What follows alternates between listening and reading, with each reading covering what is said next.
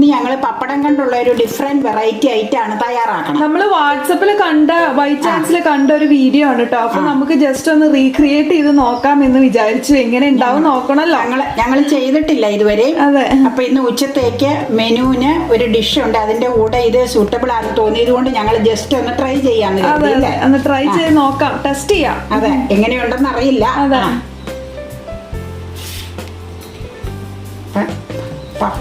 പപ്പടത്തിന്റെ അകത്ത് വറ്റൽമുളകും ചുമന്നുള്ളിയും കൂടെ മിക്സിയിൽ ജസ്റ്റ് ഒരു തരി വെള്ളം ഒഴിച്ച് വെച്ച് ഒന്ന് കറക്കി എടുത്തതാട്ടോ. ഒരു 5 വറ്റൽമുളക് എടുത്തിട്ടുണ്ട്, ഒരു 6-7 ദളം ചുമന്നുള്ളി ഉണ്ട്. കാരണം എന്നാന്ന് വെച്ചാൽ ഈ വറ്റൽമുളക് കൂടിപ്പോയാൽ പിന്നെ ഉള്ളി ഇച്ചിരി അധികം ഇട്ട് കഴിഞ്ഞാൽ എരിവൊന്ന് ന്യൂട്രലൈസ് ചെയ്തോളൂല്ലോ.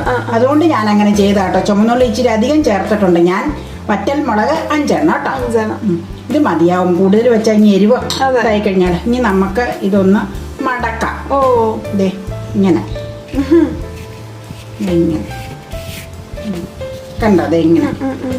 ഇനി നമുക്ക് ജസ്റ്റ് വെള്ളം ചേർത്തൊന്ന് ഒട്ടിച്ച് നോക്കാം കേട്ടോ. പശ പോലെ അത്യാവശ്യം ഒട്ടിയിട്ടുണ്ടല്ലേ. പിന്നെ നമുക്ക് ഇവിടെയും കൂടെ അങ്ങനെ ജസ്റ്റ് അങ്ങനെയൊന്ന് യോജിപ്പിച്ച് വെക്കാം. നമുക്കൊന്ന് ഒരു പരീക്ഷണാട്ടോ ഇത്. ജസ്റ്റ് കണ്ടത് നമ്മളെ വാട്സപ്പിൽ ഇത് കണ്ടതിന്റെ ഒരു ജസ്റ്റ് പരീക്ഷണം നടത്തണതാട്ടോ. എങ്ങനെയാ സക്സസ്ഫുൾ ആവുമെന്നൊന്നും നമുക്കറിയില്ല. എന്തായാലും നോക്കാം. ഏതായാലും മിനിമം നമ്പർ എടുത്തിട്ടുള്ളൂ. ഒരെണ്ണം അങ്ങനെ അമ്മ ശരിയാക്കി വെച്ചു. ശരിയാക്കി. ഇനി അടുത്തത്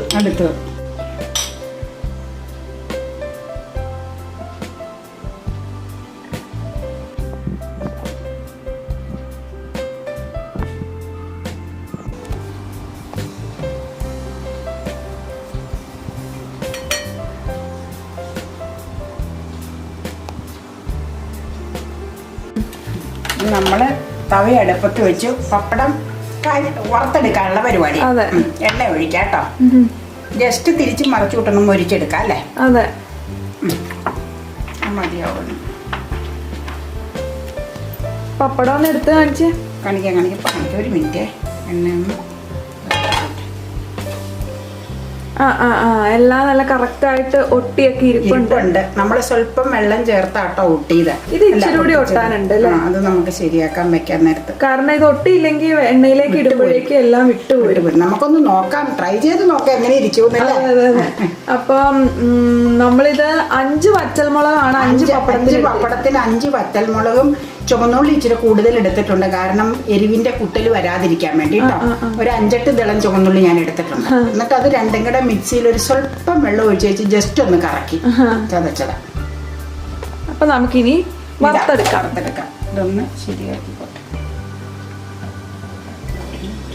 നമുക്ക് വെളിച്ചെണ്ണയിലേക്ക് ഇടാം കേട്ടാ.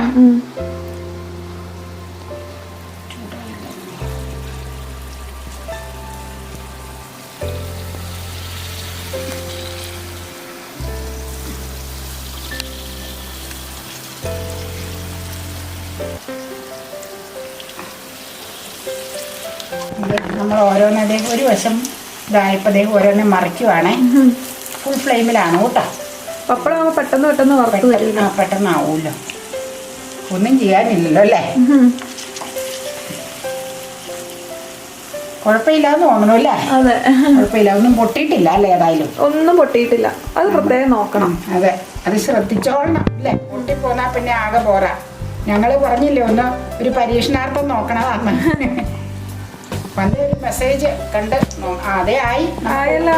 നമുക്കത് ഓക്കെ. കരിഞ്ഞ ടേസ്റ്റ് മാറും. പെട്ടെന്ന് ഒരു കാര്യം ചെയ്യണ്ടേ, ഇതിലേക്ക് അങ്ങ് കോരാട്ടോ ഓരോന്നതേ. എണ്ണ പോലെ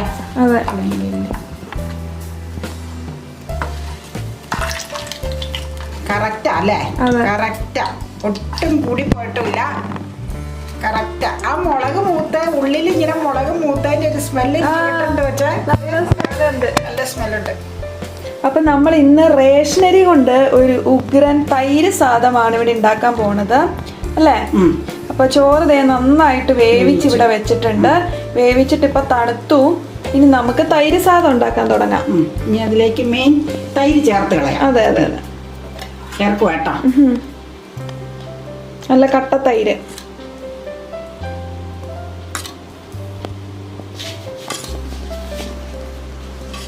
പുളിപ്പ് കുറവുള്ള തൈരാട്ടോ നല്ലതാണ്. കുറവെന്ന് പറഞ്ഞാൽ തീരെ കുറവല്ല, എങ്കിലും അധികം പുളിയായ ടേസ്റ്റ് കുറവായിരിക്കും, പുളിച്ചു പോകും, പുളിച്ചിരിക്കും.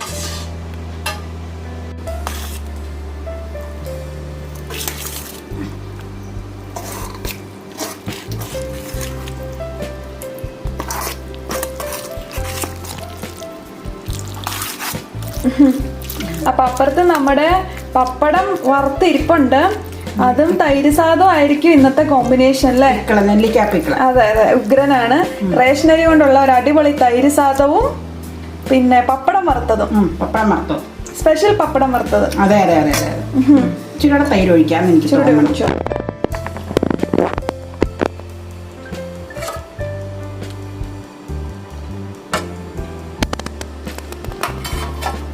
ഇത് മതിയാവും. മതി. ഇനി നമുക്ക് കടുക് വറുത്തിടാം ഇതിലേക്ക്. അതെ,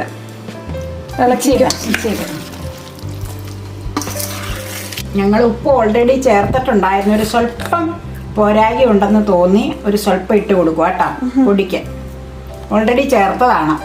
ഇത് മതിയാവും. ഇനി നമുക്ക് കടുക് വറക്കാം. നമ്മൾ കടുക് വറക്കാനായിട്ട് എണ്ണ ഒഴിക്കുവാണ്.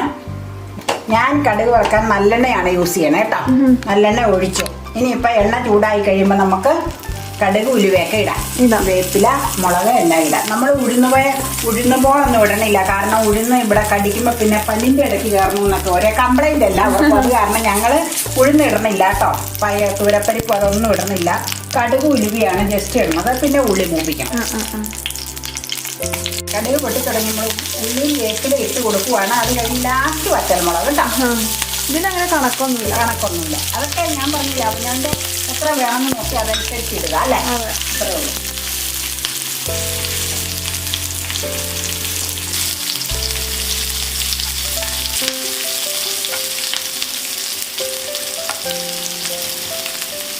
വറ്റൽമുളക് ഒന്ന് പിച്ച് കീറിയിടുക. ഞാൻ ചുമ്മാ ജസ്റ്റ് ഞാൻ ഒരു മുളക് രണ്ടാക്കി അങ്ങ് കീറിയിട്ടു. അത്രേ ഉള്ളൂ. അത് മൂത്ത് കഴിഞ്ഞ് നമുക്ക് ഓഫ് ചെയ്യാം.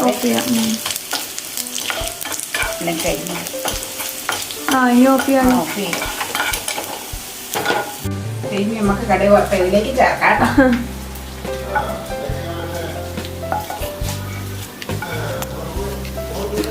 ഇനി നമുക്ക് കുറച്ച് മല്ലിയില ഞാൻ സ്ലൈസ് ചെയ്ത് വെച്ചിട്ടുണ്ട്. ഇത് അതിലേക്ക് അങ്ങ് വെതറാം. നമുക്ക് കഴിക്കാൻ എടുത്താലോ? ഡിസ്പ്ലേക്ക് ആദ്യം ഒന്ന് പിടിക്കാം. നമ്മുടെ തൈര് സാദം, നമ്മൾ റേഷൻ അരി കൊണ്ട് തയ്യാറാക്കിയ തൈര് സാദം എങ്ങനെയുണ്ടെന്ന് നമുക്ക് കഴിച്ചിട്ട് അഭിപ്രായം പറയാം. റേഷൻ ഇപ്പം നമുക്ക് എന്നാന്ന് വെച്ച് കഴിഞ്ഞാൽ എല്ലാം ഫുൾ വെജിറ്റേറിയൻ ആണ്. അപ്പം അതിൻ്റെ കൂടെ ഞങ്ങൾ പരീക്ഷണാർത്ഥം ട്രൈ ചെയ്ത പപ്പടം വറുത്തതുണ്ട്. അതൊന്ന് ടേസ്റ്റ് ചെയ്യണത് കാണിച്ചു തരാം കേട്ടോ എങ്ങനെയാന്ന്.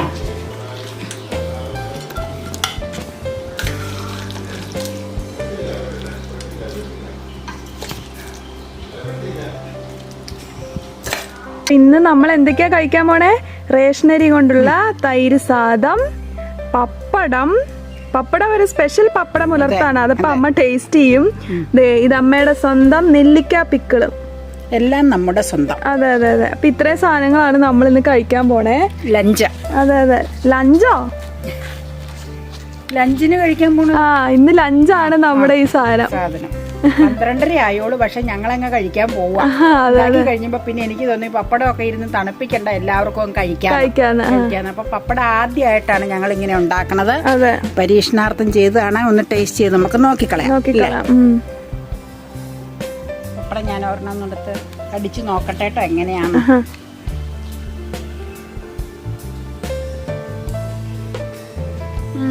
നല്ല ടേസ്റ്റാ. അകത്തിരിക്കണ മുളകും ഉള്ളിയും കൂടെ ചതച്ചത് വെച്ചതിന് അങ്ങനെ എരിവ് ഫീൽ ചെയ്യണില്ല. എനിക്ക് തോന്നണത് ഒരുപക്ഷെ നമ്മൾ വെളിച്ചെണ്ണയിൽ പപ്പടം വറുത്ത് കോരണത് കൊണ്ടായിരിക്കാം. പിന്നെ ഇങ്ങനെയുള്ള തൈരൊക്കെ ചേർത്തതിന് പ്രത്യേകിച്ച് ഇത് നല്ലതായിരിക്കും. ഒരു പുളിപ്പ് ചെല്ലുമ്പോൾ അതിൻ്റെ കൂടെ ഒരു ചെറിയ ഒരു എന്നാ പറയണ അതിൻ്റെ ഒരു പപ്പടവും അതിൻ്റെ ഉള്ളിലുള്ള എരിവും ഒക്കെ അങ്ങ് ചേർന്ന് ഒരു മിക്സ് ചെയ്ത സ്വാദാകുമ്പോൾ നല്ലൊരു കോമ്പിനേഷനാണ്, നല്ല ടേസ്റ്റാണ്. ഞങ്ങളെല്ലാവരും ഇന്ന് തൈര് സാദത്തിൻ്റെ ഒപ്പം ദേ പപ്പടം വറുത്തൊക്കെ കൂട്ടിയാണ് കഴിച്ചത്. എല്ലാവർക്കും ഇഷ്ടമായി. പിന്നെ എന്താണെന്ന് വെച്ച് കഴിഞ്ഞാൽ എരിവ് ഒത്തിരി മുന്നിലാണോ എന്ന് തോന്നിപ്പോയി. കാരണം വറ്റൽമുളകിൽ അരിയൊക്കെ ഉണ്ടായിരുന്നല്ലോ, അപ്പോൾ അത് കാരണമാണെന്ന് തോന്നുന്നു എരിവ് ഇത്തിരി മുന്നിലായിട്ട് തോന്നി. പക്ഷേ അത് തൈര് സാദത്തിൽ ആ തൈരൊക്കെ ആയിട്ട് കമ്പൈൻ ചെയ്ത് കഴിഞ്ഞപ്പോൾ എരിവ് ഒട്ടും തന്നെ ഫീൽ ചെയ്യുന്നുണ്ടായിരുന്നില്ല. പിന്നെ എനിക്ക് തോന്നുന്നു ഇതുണ്ടാക്കുമ്പോൾ വറ്റൽമുളകിൽ അരിയൊക്കെ കളഞ്ഞിട്ട് ഉണ്ടാക്കുകയാണെങ്കിൽ എരിവ് ഒട്ടും തന്നെ തോന്നില്ല എന്ന് വിചാരിക്കുന്നു. അതർവൈസ് ആ എരിവിൻ്റെ ആ ഒരു പ്രശ്നം മാത്രമേ ഉണ്ടായുള്ളൂ. പക്ഷെ അത് ഈ തൈര് സാദത്തിനൊപ്പം കമ്പൈൻ ചെയ്തപ്പോൾ ഒട്ടും തന്നെ അത് എരിവ് തോന്നിച്ചില്ല കേട്ടോ. ഒറ്റയ്ക്കൊക്കെ തിന്നുകയാണെന്നുണ്ടെങ്കിൽ എരിവ് നന്നായിട്ട് നമുക്ക് തോന്നും. ഈ എരിവിൻ്റെ ഒരു പ്രശ്നം ഒഴിച്ച് കഴിഞ്ഞാൽ ഇറ്റ്സ് എ ബ്യൂട്ടിഫുൾ ഡിഷ് കേട്ടോ, ഒന്നും പറയാനില്ല, നല്ല ഡിഷായിരുന്നു. വീഡിയോ ഇഷ്ടമായിട്ടുണ്ടെങ്കിൽ എല്ലാവരും ഒന്ന് ലൈക്ക് ചെയ്യണം കേട്ടോ, ലൈക്ക് ചെയ്യാൻ മറക്കല്ലേ. അതുപോലെ ചാനലും ഒന്ന് സബ്സ്ക്രൈബ് ചെയ്യണേ. സബ്സ്ക്രൈബ് ചെയ്യുമ്പോൾ തൊട്ടടുത്തൊരു കുഞ്ഞ് ബെല്ലൈക്കൺ കണ്ടില്ലേ, ആ ബെല്ലൈക്കണും കൂടി ക്ലിക്ക് ചെയ്യണം. അതുപോലെ ഓൾ എന്നുള്ള ഓപ്ഷനും കൂടി ക്ലിക്ക് ചെയ്യണം കേട്ടോ. അപ്പോൾ ഞങ്ങൾ ഓരോ തവണ വീഡിയോസ് അപ്ലോഡ് ചെയ്യുമ്പോഴും നിങ്ങൾക്ക് പേഴ്സണൽ ആയിട്ടുള്ള നോട്ടിഫിക്കേഷനും കിട്ടുന്നതായിരിക്കും. അപ്പോൾ ഇനി മറ്റൊരു ബ്യൂട്ടിഫുൾ ഡിഷായിട്ട് നമുക്ക് വീണ്ടും കാണാം. അതുവരേക്കും stay happy, healthy, positive and be safe.